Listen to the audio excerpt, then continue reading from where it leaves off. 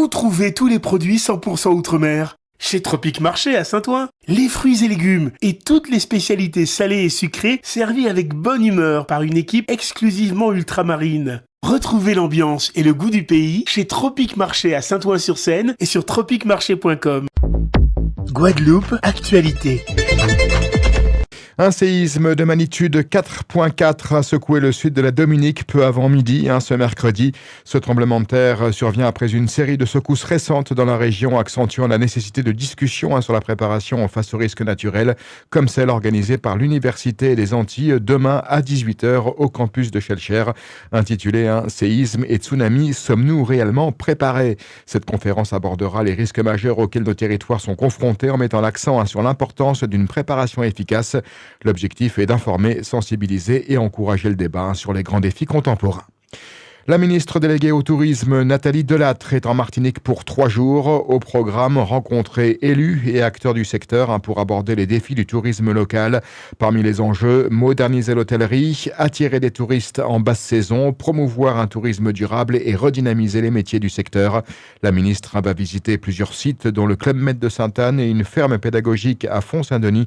Des discussions clés pour donner un coup de boost au secteur touristique martiniquais.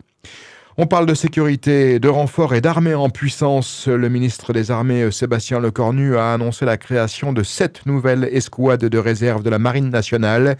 Et devinez quoi, 2 d'entre elles vont débarquer en Outre-mer, à Pointe-à-Pitre en Guadeloupe et à Nouméa en Nouvelle-Calédonie.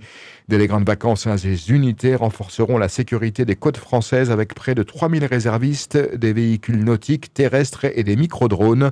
Oui, vous avez bien entendu, des drones miniatures pour surveiller les mers. Mais entre la promesse de réarmement et les beaux discours sur la défense nationale, la vraie question reste, est-ce qu'on est vraiment prêt à affronter les menaces en mer, ou tout ça n'est-il qu'un beaucoup de com avant les élections de 2026 et 2027 ? D'ici 2030, en tous les cas, la Marine nationale compte multiplier par 3 ses réserves sur les côtes.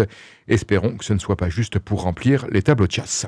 Économie et les prix à la consommation en Martinique ont connu une légère hausse de 0,4% en février 2025 après un mois de stabilité en janvier. Cette augmentation est principalement due à la hausse des services, des produits manufacturés et de l'alimentation. Sur l'année, l'inflation en Martinique atteint 1,6%, un chiffre bien au-dessus de celui observé en métropole où l'inflation reste plus modérée. Toutefois, il y a une bonne nouvelle, les prix de l'énergie baissent, notamment grâce à une forte diminution des tarifs de l'électricité. Une inflation plus élevée, mais un soulagement sur les factures d'électricité. Un équilibre fragile entre hausse des prix et baisse des charges pour les Martiniquais. Et puis en Guadeloupe, les prix à la consommation ont augmenté de 2,4% sur un an. En février dernier, les prix sont restés globalement stables après une hausse de 0,5% en janvier. L'énergie a aussi connu une baisse significative de 2,2% avec une réduction de 15,1% du prix de l'électricité. À noter que comparé au niveau national, la Guadeloupe également affiche une hausse plus importante des prix. Et depuis le 1er mars 2025, la hausse de la taxe sur les boissons sucrées fait des ravages dans les rayons. Les clients des supermarchés, déjà à bout avec la vie chère, prennent un véritable coup derrière la tête. Les prix flambent et ça ne fait qu'aggraver la situation. Carrefour et autres enseignes qui relèvent cette hausse précisent que ce n'est pas de leur fait. Mais peu importe, pour les consommateurs, c'est le porte-monnaie qui souffre, surtout en plein cœur des Antilles, où chaque euro compte déjà. Entre taxes et inflation, le panier moyen devient de plus en plus lourd. Manuel Valls, ministre des Outre-mer, a été auditionné à l'Assemblée pour parler de ses priorités, lutter contre la vie chère et décentraliser les SIOM, ses instances de représentation. Il a aussi évoqué une réforme de l'octroi de mer et un rapport sur l'économie des Outre-mer. Côté société, Valls a dénoncé le racisme envers Ebony, la finaliste de la Star Academy, et la violence verbale qui gangrène les réseaux sociaux. Il a réaffirmé son soutien aux forces de l'ordre tout en insistant sur leur exemplarité. Rendez-vous, et c'est en ce moment que ça se passe. La fabrique décoloniale organise un débat au Tôme à Fort-de-France sur les réparations de l'esclavage. Le collectif invite la population à réfléchir collectivement aux héritages de l'esclavage encore présents dans la société martiniquaise et à envisager ce que pourraient être des réparations justes et adaptées. Un débat participatif mené par Zaka Toto, président de la fabrique décoloniale. Saint-Martin a accueilli sa première conférence territoriale de l'économie sociale et solidaire, dit ESS. L'objectif, promouvoir une économie locale plus solidaire et créer des emplois durables. Au programme, des discussions sur l'entrepreneuriat social, la coopération entre territoires et le soutien aux plus vulnérables. Parmi les invités, Benoît Hamon, président de ESS France, a affirmé l'engagement de l'association pour accompagner l'île dans cette démarche.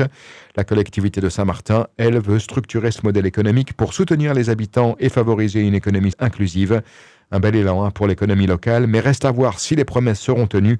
L'avenir de l'ESS à Saint-Martin est en marche et ce n'est pas anodin pour la région. Le coaching sportif est un bon atout pour l'insertion professionnelle. On en parle à Rivière-Salée ce matin à l'événement organisé par l'AETOM, acronyme d'Action pour l'emploi et l'insertion dans les territoires et régions d'outre-mer. L'intervenant Julien Le Guen, enseignant en activité physique adaptée au sein de l'association Ciel Bleu, a partagé sa vision de l'accompagnement sportif dans la recherche d'emploi. Selon lui, l'activité physique est bien plus qu'un simple entraînement, c'est une véritable stratégie pour dynamiser la posture d'un candidat. En s'imposant une routine régulière, un chercheur d'emploi construit non seulement son corps, mais aussi sa confiance, ce qui est crucial lors d'un entretien. Un corps actif et en forme est un atout majeur pour véhiculer une image positive et dynamique. Écoutons Julien Le Guen, enseignant en activité physique adaptée au sein de l'association Ciel Bleu. L'accompagnement sur l'activité physique pour une personne qui est en recherche d'emploi va permettre de générer des rendez-vous en fait, des rendez-vous réguliers dans la semaine.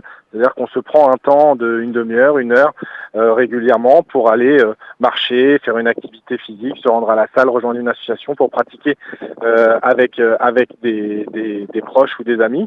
Et donc ça va créer une sorte de calendrier, un planning, une sorte de routine qui va permettre d'avoir des actions plus concrètes. Après ce renforcement, déjà on va valoriser le corps, c'est-à-dire que le corps va être potentiellement source de plaisir. Et puis c'est vrai que sur un entretien d'embauche, sur une recherche d'emploi, la posture qu'on va pouvoir tenir, le fait d'avoir une représentation dynamique de soi-même, de montrer qu'on est actif, qu'on est positif, c'est quelque chose qui va être quelque chose de valorisé pour l'employeur. Donc voilà, c'est quelque chose qu'on essaie de mettre en place petit à petit pour que les personnes soient le plus actifs dans leur recherche et donnent une image positive et réelle de leur dynamisme, quoi. C'est un corps sain dans un esprit sain, en fin de compte, quelque part. C'est un peu ça. Il y a un côté comme ça, c'est vrai que c'est un peu l'image qu'on va donner à une personne qui est active en termes d'activité physique. Donc c'est quelqu'un qui va générer une image positive, qui va générer le fait d'être positif, de pouvoir apporter des choses à l'employeur. Donc voilà, c'est que des bons points en fait dans le processus de recrutement. Et puis il y a quand même certains postes, pour être honnête, qui physiquement ont un impact. Donc c'est à prendre en compte dans notre recherche et voilà, si on est, je prends un exemple, vendeur dans un magasin, c'est potentiellement un poste où on va faire beaucoup de pas et donc il faut aussi le préparer dans cette recherche, de pouvoir se dire il faut que je sois capable de faire au moins peut-être 12-15 000 pas par jour, parce que quand je vais prendre mon poste, c'est peut-être ce que je vais faire par journée de travail. Il y a beaucoup d'échanges en fait sur la question de la préparation, de quelle manière on peut véhiculer une image positive et aussi nous se sentir bien en fait dans notre recherche. C'est vrai que l'activité physique va aussi avoir un impact sur le mental, sur le fait de se sentir bien dans ses baskets en gros, et donc ça c'est des choses qui vont se voir dans l'entretien. Donc voilà, j'ai donné quelques manières, quelques techniques pour s'organiser, vers quel type d'activité faut essayer de s'orienter au maximum pour pouvoir avoir un maximum de retours positifs en fait sur l'engagement qu'ils peuvent avoir. Et elle aussi entretient son corps pour entreprendre et réussir. Axel René, Miss Martinique 2022 et 3e dauphine de Miss France 2023, s'est installée au Koweït pour un contrat de mannequin de 2 mois.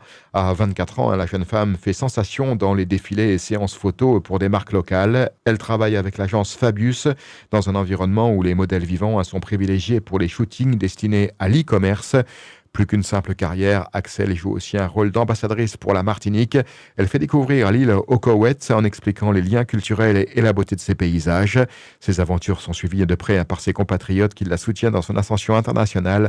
Après ce passage au Moyen-Orient, Axel pourrait bien se lancer dans de nouveaux projets avec notamment des perspectives dans le cinéma. au News Radio assis outremernews.fr. On radio avec Info Guadeloupe, Martinique, Guyane, Réunion, Mayotte et surtout musique pour tout le monde. Attention.